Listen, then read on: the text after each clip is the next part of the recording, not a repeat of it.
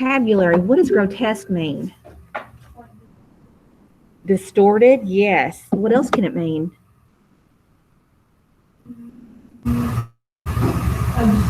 Absurd, yes. So that could be someone's personality or behavior, right? Or it could be the looks. It could be either one of those things. Good. All right. What about the next word, which is neologism? What is a neologism? Yes. And last period, we looked up some words that Shakespeare had actually coined. I think I'll do that again. Shakespeare invent. Okay.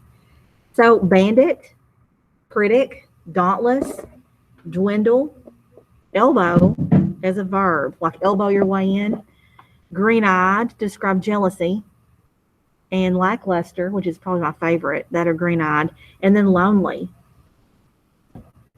So all these awesome words that we still use, right?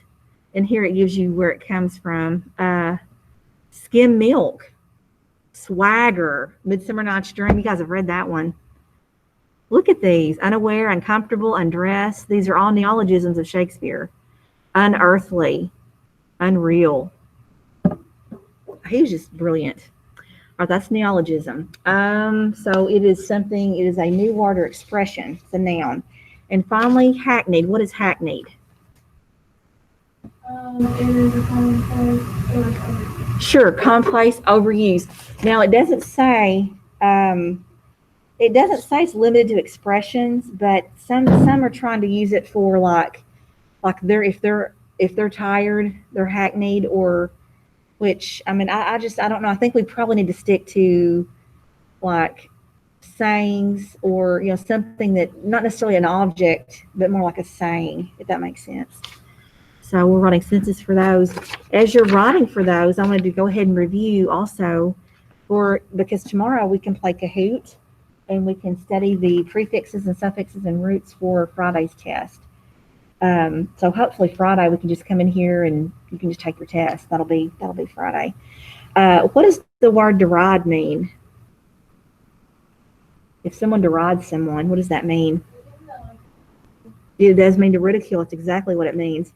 What about censure? If someone censures you or you censure someone? That's like what a teacher. That's right. To criticize sharply.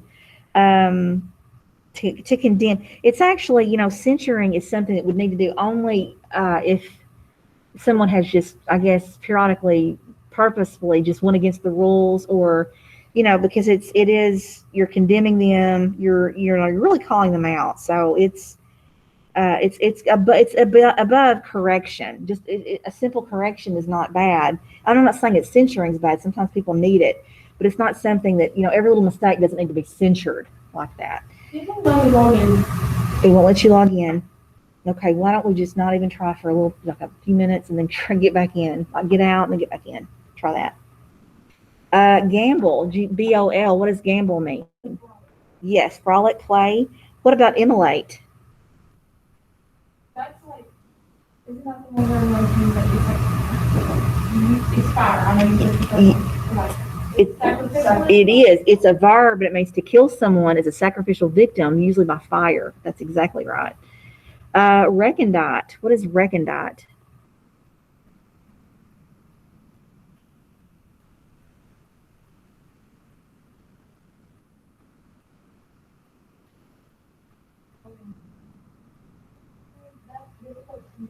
Difficult to understand or profound. Very good. Yes. Martinet. What is martinet? She is very strict. Sure.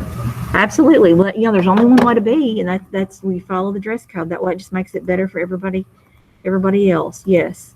My problem is I'm just not observant enough to be a martinet. I feel like someone would have to just come in like without their pants on. I might notice that, but I'm not very. I don't know why. I need to be. I think if it were blatant enough, I hope that I would notice. But we need martinets. All right. What is a quagmire? It is a swamp. Perfect. Swamp, difficult situation. That's right. Let's see. Oops. Didn't mean to do that. All right. So what about job? If we job someone, what does that mean? It's not mock. It Like what? it is. It's very much like it. Well, it's like deride. If you deride somebody, if you look at deride and you look at job, to ridicule, I mean it's the same thing. So, jibing, deriding, scoffing, ridiculing, jeering, taunting, sneering. Um, you know, it's got the synonyms for job as a jeer and a taunt and a sneer. So deride might be more kind of less obvious than a job, maybe, but they're both to ridicule. Does that make sense at all? Someone may deride, yeah. Oh, okay. I think it'd be pretty hard to ignore or not notice a sneer or a taunt if someone's taunting you. But if someone is, just being scornful, having scorn for you, I don't know that you might not notice that. All right, a gape. What is a gape? It is open mouth, surprised, astonished. What is a carcinogen? Causing cancer. Olfactory. Yes. Imperious. It's like, I don't want to say that. It sounds like imperial. Have y'all studied imperialism in history? You know what imperialistic countries do? They go over to other countries, they take over. Air. So sure, domineering. They dominate, don't they? So imperious means to be domineering and haughty, overbearing and arrogant, which is what Rachel said, and masterful. All right, by the way, you notice her nice handwriting because that is certainly not mine up there. And you also notice Lacey's Japanese, which I couldn't do for the life of me. But anyway, we are enjoying their brilliance and their beauty up there on the board. So, all right, are we ready to read our sentences? Everybody ready to read? All right, so Liz and do y'all want to read yours? I do. Okay, but so I'm not gonna- usually my virtual, they're very shy. My four, they talk. Would my virtual like to share their sentences when it's time? Now, you all know, you've been here, you know how much it adds when someone speaks. It's just exciting when we hear your voice out there. Nobody? I'm hearing crickets. Nobody. I'm actually going to have that saved. I'm going to have a sound of crickets. When I ask a question, I'm going to turn that on. That's what it sounds like. Crickets. I see crickets. So I'm taking that as a no. We don't want to share. You want me to read your sentence, and I'll be glad to. I understand that. I can be shy about unmuting myself too in meetings. I know how that is. All right. We're still writing on Hackney. I'll give you another minute or so.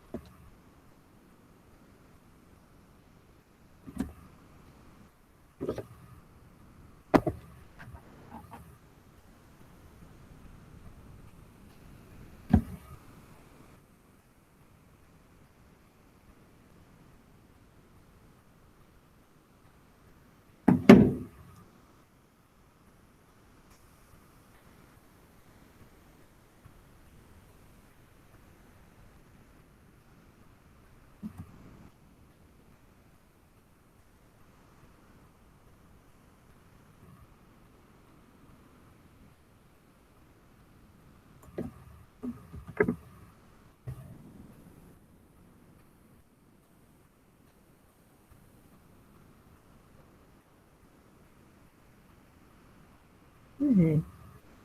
Rachel, I love your sentence. That's awesome.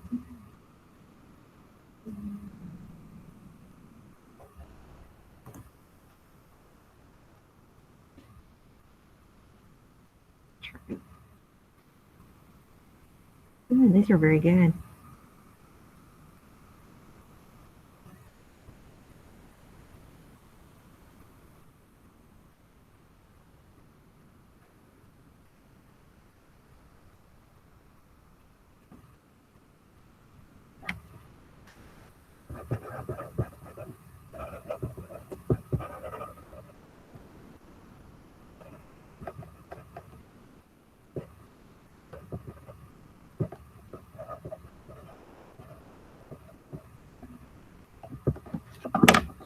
right, let's go ahead and share these. I'm reading for virtual.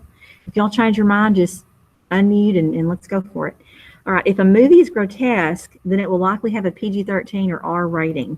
Very good. Rachel? Yes, certainly does. And Josh, my friends laugh at my grotesque behavior. And that's hard to believe. All I see is a gentleman. Lacey, you want to read yours? Good, very excellent. And Kaylee writes, most scary movies have grotesque scenes. That's true. Rayleigh writes, I watched my brother play the grotesque video game. Good. And Miss Dawn, you want to read yours? My uncle makes a grotesque face all the time. Very good. Neologism. Some neologisms caught on so well that they were added to dictionaries. Very good. Rachel?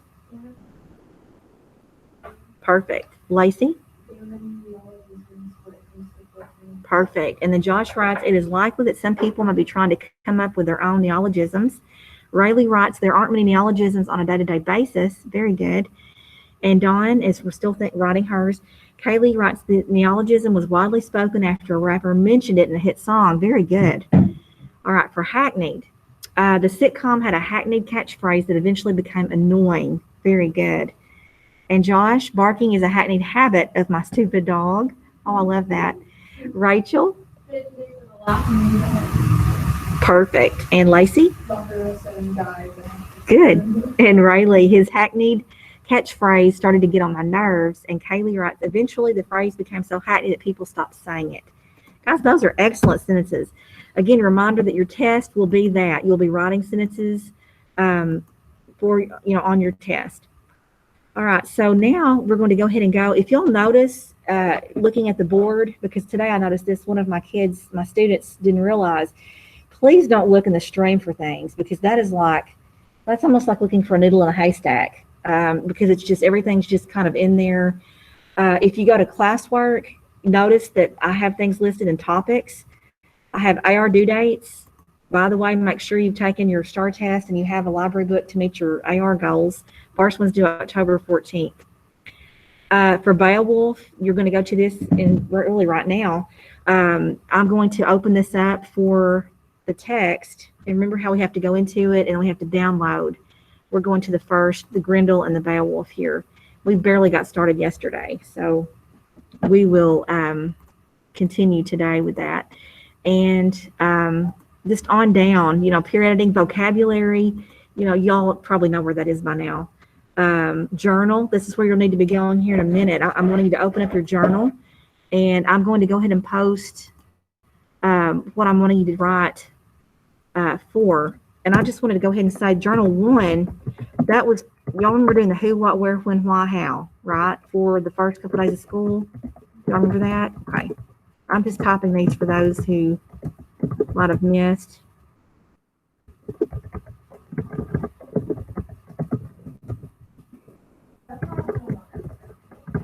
Oh, that's what I want you to. It's called your journal, even though I know you're not writing. Typically a journal is, I know it's like, oh, I'm writing personal things about myself. And it can be that too. It's just going to be everything that it's going to be one easy place it's going to be a really long document that you're going to have all year. Journal 2 is going to be Dr. Masalow's videos, your notes, right? You took 5, right, for video. And that'll be next. Journal 3 is going to be today, and we're going to start it in just a minute. You're going to, as we read, respond to the first, I can't remember how many lines it is. Oh, did we? So we're going to read past that. Lines of Beowulf. Like, for instance, did you notice any pagan influence? Did you notice Christian influence? Right, good. All right, great. So we'll pause there, but that's, guys, again, your document just needs to be attached, and you're just keeping on adding to that. So my last class, and I want to tell you, we do have the audio. When you go to Beowulf, you can listen to the audio, and y'all may prefer that. But it seems like we do stop a little bit more, since this is poetry. We do a little better job of stopping more and talking about it. It's a little easier than when you have an audio. But I don't want you to think that I'm dissuading you all thought, if you all prefer the audio, we can do that too, and I can just stop. And we're going to stop a little bit no matter what. So, is it okay today to just go ahead and keep and try to read like we did yesterday? Is that all right? And okay, that is fine. So I know we read the first 10 lines, and I wanted to just look at my virtual because this is where you'll really be better off virtual staying on, because I'm going to have the text on the screen. We're reading it together. We're stopping and talking about it together. But I understand that internet and things, we have different issues. So if you need to get off and read it on your own, that's fine. I'm recording this so you can get back on and see what we said about it as we were reading. Does that make sense for everybody? But you will need to be sure and respond to the journal question, because you are getting points for that. All right. Also, a really quick reminder that this Friday is 5 weeks. Grades look good in this class. I'm just now grading 4 and 5. This class is essays. So I'll be putting those and the resume in by Friday. Make certain you have turned those in, because those are the last 2 things. This week's vocab will not go on there. I cannot do it that fast. So just make sure. I want you to have very good grades. Okay, so I'm going to reread. I know we talked about it yesterday, but I don't know. It's hard for me to just continue when we just read just so little of it. So again, we're reading about King Hrothgar, who is king of the Danes. He has a wonderful mead hall called Harrod, where his subjects go and they drink, they have fun with the ladies, they tell stories, they sing. As this piece opens, a fierce and powerful monster named Grendel invades the mead hall, bringing death and destruction. Right, so yesterday we read the first 10 lines. I'm going to go ahead and reread those, and we're going to make sure that everyone's on the same page about this. So, and I want to also invite the fact that I don't have to read every bit of it. You guys can volunteer to read, because you may get tired of just me reading, and I'm perfectly willing to share that. It says, a powerful monster living down in the darkness growled in pain, impatient as day after day the music rang loud in that hall, the harp's rejoicing call and the poet's clear songs sung of the ancient beginnings of us all, recalling the Almighty making the earth, shaping these beautiful plains marked off by oceans, then proudly setting the sun and moon to glow across the land and light it. So here, the very first line, our focus is on darkness, isn't it? What do we have? We have what? Who's living down the darkness? Grendel. We learn he's in pain, and he's sick. He's impatient because he's hearing this music from a harp, from people singing, the shout. Remember? And what kind of music, or what songs are they singing? They are. So here we clearly have the monks' influence, the Christian influence here. They're singing about how God made the earth, how he made the beautiful plains, made the oceans, everything. All right, line 11. The corners of the earth were made lovely with trees and leaves, made quick with life, with each of the nations who now move on its face. And then, as now, warriors sang of their pleasure. So they're also singing about how God created the greenery. He made humans, animals, and now those animals and those humans move around, right? It says also, that's all. Line 13, and then as now warriors sang of their pleasure. So Hrothgar's men lived happy in his hall, till the monster stirred, that demon, that fiend. Okay, so Hrothgar's the king. Grendel, who haunted the moors. A moor is like a wet place, kind of like a quagmire. Okay. A dark place, wet place, the wild marshes, and made his home in a hell, not hell, but earth. So he's living on earth, but he's like hell on earth, basically, is what Grendel is.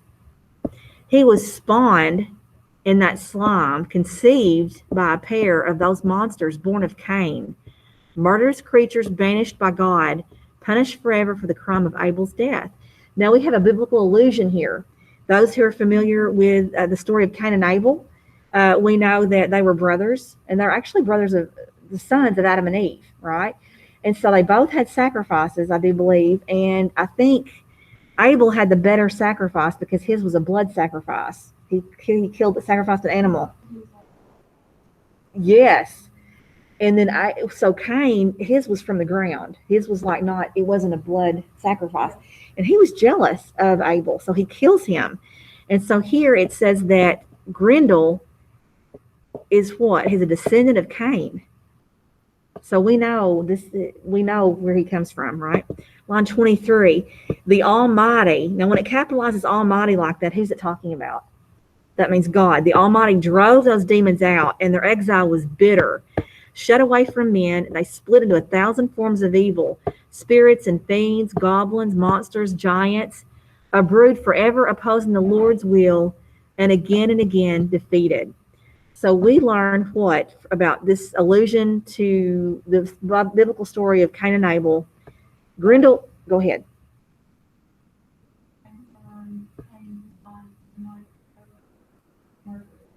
Absolutely. And it said 1,000 forms of evil, just different kinds of creatures, awful things, giants, and they go against God's will because remember it was a bitter banishment. They didn't want to be banished.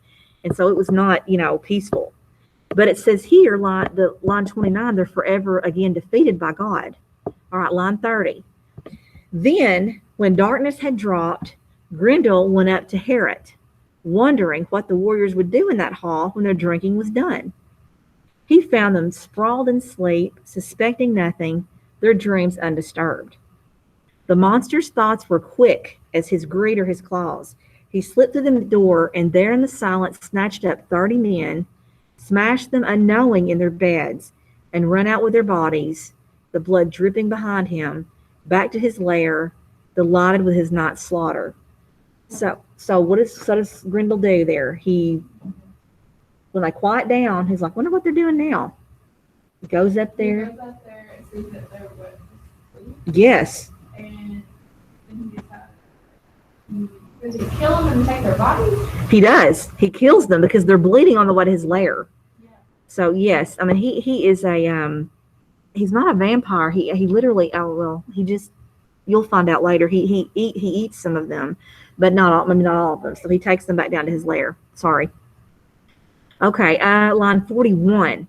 At daybreak, with the sun's first light, they saw how well he had worked.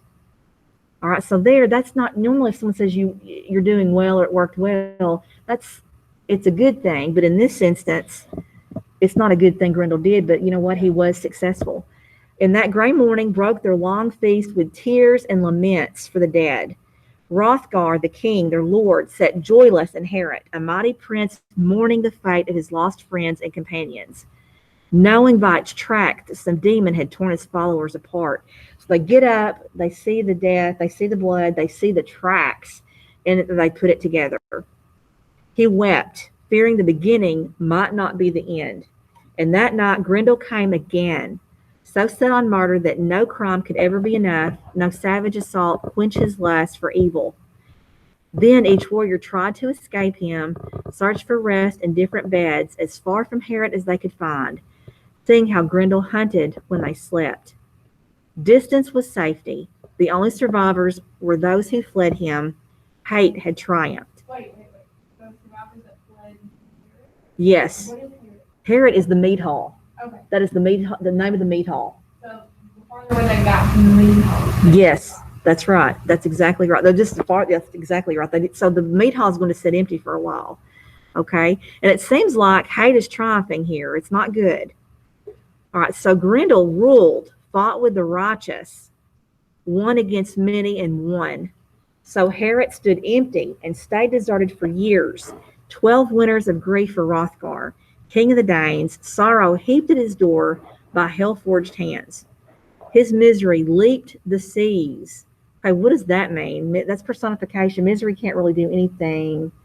What does it say misery did?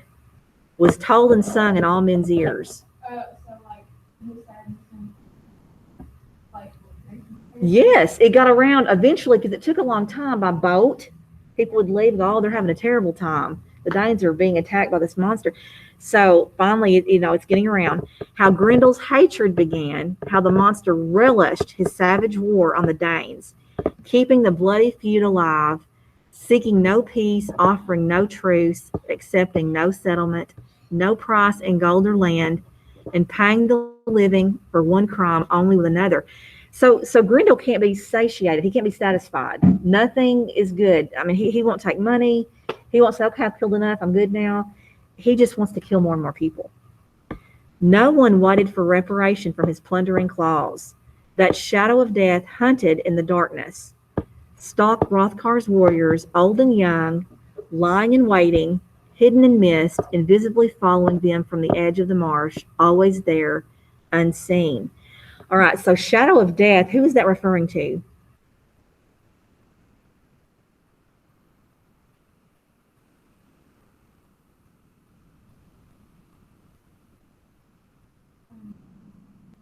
You know, his plundering claws. Who is that? Grendel. They're talking about Grendel. That is a kenning. Remember, Dr. Maslow talked about kennings? That shadow of death. So how is Grendel a shadow of death? Absolutely. If he's there, he's killing. That's exactly right. Okay, am I going too fast, or are we doing okay on this, everybody? Doing good? Okay. Where was I? Okay, unseen. So there he is. That's scary. All right, line 79. So mankind's enemy continued his crimes, killing as often as he could, coming alone, bloodthirsty and horrible. Though he lived in Heorot, when the night hit him, he never dared to touch King Hrothgar's glorious throne, protected by God. All right, so Hrothgar's throne, he wouldn't touch it because why? By God. Grendel would not touch it. God, whose love Grendel could not know. Okay, so here we have, why can't Grendel know God's love? Because he is, absolutely. But Hrothgar's heart was bent. Now, what does that mean? It doesn't mean it was literally bent. He was torn. The best and most noble of his council debated remedies, sat in secret sessions, talking of terror and wondering what the bravest of warriors could do. And sometimes they sacrificed to the old stone gods. That is paganism, because, you know, that's certainly not the Christian God, right? So there we see the evidence of paganism. Made heathen vows. What does heathen mean? Not Christian. Right. Hoping for hell's support. These are Hrothgar's, some of his men, because they had what? They're trying everything. Wait. I know. So the king's men were going to the devil to try to keep, they're like hoping that the devil. Well, they debated, not all of them. See, the council debated. Some were. Like hurt Grendel. Sure. But not all were, because it says they debated. So it was, you know, and it's kind of like, if you think about it, it's kind of like today. You have a council, they have different ideas, right? They've got to work together to agree on something. So, you know, the reader's going, oh no, that's not right. But that's just why his heart was bent, right? The devil's guidance in driving their affliction off. As Lacey was saying, they're wanting, hey, come on, devil, take him away. That was their way, and the heathen's only hope. Saying that because they don't believe in God, they're just going to the devil for help here. Hell always in their hearts, knowing neither God nor his passing as he walks through our world, the Lord of heaven and earth. So here they're saying they're ignorant. They don't know about, either they don't know about him or they don't accept God. I thought at the beginning of this they were. It's a commingling. They are. Not all of his men are wanting to pray to the devil, but some are, because they're desperate, right? They're, and that's just kind of like, it looks like society, because not everybody, we don't all believe the same way. I mean, you know, it's so I think it's showing the desperation, but it's also showing how, and if you listen to the narrator, the speaker, is saying how empty, in his opinion, or that's probably his opinion, their opinion, that a life without God is basically hopeless, is awful, is dark. Because look what they say. They say they don't know God, they don't know his passing as he walks through our world, the Lord of heaven and earth. Their ears could not hear his praise nor know his glory. Let them beware. That's kind of a warning. Those who are thrust into danger, clutched at by trouble, yet can carry no solace in their hearts, cannot hope to be better. It's like, so people who don't have God in their life, how miserable they must be. They have nothing. No, because troubled times are coming to everybody. It might not be Grendel, but so this is the Christian influence of the monks writing this. Hail to those who will rise to God, drop off their dead bodies, and seek our Father's peace. So I think dropping off their dead bodies, what does that mean? That's a metaphor. Does that mean just kind of dying to themselves and then walking in God, doing what God wants you to do? Almost sounds like a sermon. It kind of sounds like, like at the end of time when the devil Christ arrives. Yes, sure. Seek your Father's peace.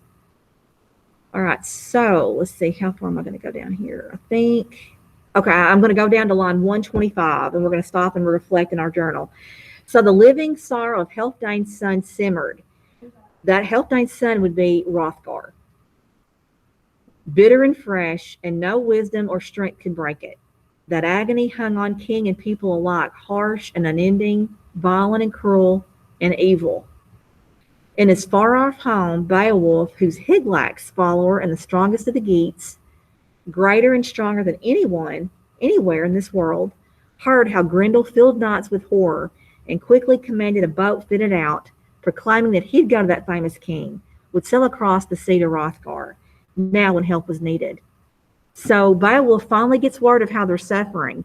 And look at how the poet describes him. He's greater, stronger. My last class is like Hercules. I said, it sounds like it. So he's wanted to go help them, right? He's going to sail on 115, sail across the sea to Hrothgar, now when help was needed. None of the wise ones regretted his going, much as he was loved by the Geats. The omens were good. So that tells me if they're looking at omens, that superstition, that's still not completely all Christian, because typically Christians are not supposed to be superstitious. They urge the adventure on. So they're all for Beowulf going. Go help these people. So Beowulf chose the mightiest men he could find, the bravest and best of the Geats, 14 in all, and led them down to their boat. He knew the sea would point the prow straight to that distant Danish shore. All right, so let's go ahead and in our journal, I've got a spot for you to do that. I've written out what it is. You're just going to respond to the first 125 lines, because that's how much we've read. 125 lines of Beowulf. Did you notice? And you don't have to write about the pagan influence. That's just a suggestion. I want you strictly to respond to it. What do you think? What did you notice? If you want to write about the pagan influence you saw, if you want to write about the Christian influence, because there are plenty. There are plenty for both of those. And so you're just dating it. You can journal 3 and date it 9/23, and you're responding to that. And I'll give you a few minutes to do that, responding. Does anybody have any questions so far? Are virtual, you guys doing okay? Everybody fine? Any questions on virtual? No? Okay.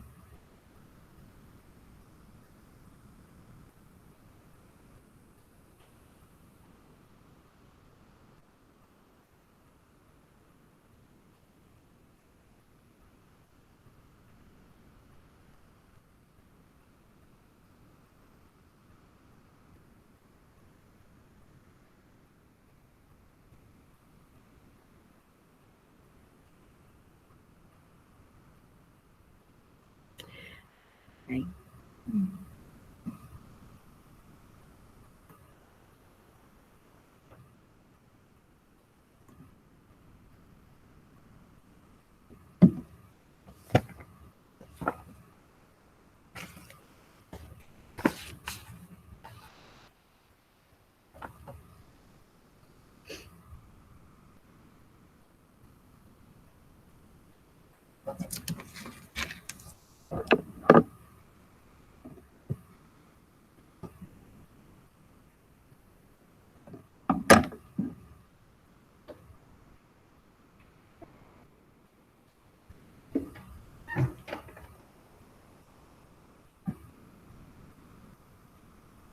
Again, I'm not specifying a length, just, a few sentences, or anybody want to share what they wrote?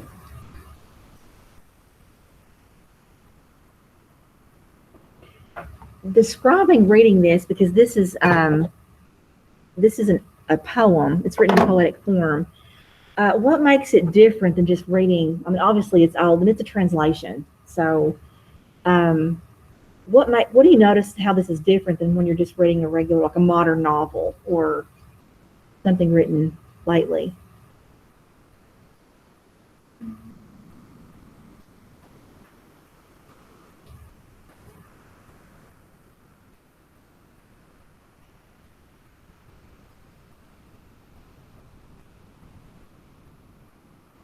like, reading Shakespeare, I can't really understand it, like, you can like, use words that I don't really understand. Right. Like, Sure. and this I can understand. Sure, that's right. And this, again, this is a translation, so if you can think about how difficult it would be to try to translate and keep it in poetic form, that blows my mind to think about that. But it shouldn't be as hard as Shakespeare. That's good. Shakespeare's also, when you read his plays and comedies and histories, they're written in poetic form as well. So it's like you're reading poetry and you're reading drama. So you're getting all of that. This is more difficult because it has not more than Shakespeare, but just difficult than some modern things you read because you have plot progression mixed with a lot of detail. I mean, it's just kind of all together. And you have to know, like when I asked you a minute ago, who is the shepherd of evil? Because it's important that you understand those pronouns and those kennings, what it's talking about. It'll really help you when you're reading the longer text there, especially because the periods are really far. We got long sentences here, long lines. We're reading just the excerpts, so it's I don't know exactly how many. It's over like it's thousands of lines. I mean, we're just reading just a few though, just a few hundred so of them. Is everybody ready to? If we might read a little bit more before we close today. I know we can. We got 5 minutes till tech time, so let me see here. Trying to find a good space to stop.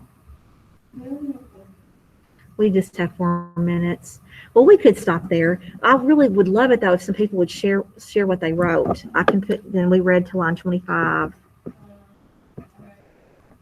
I wrote down, I started writing some of the Good. little classroom thing. Yes.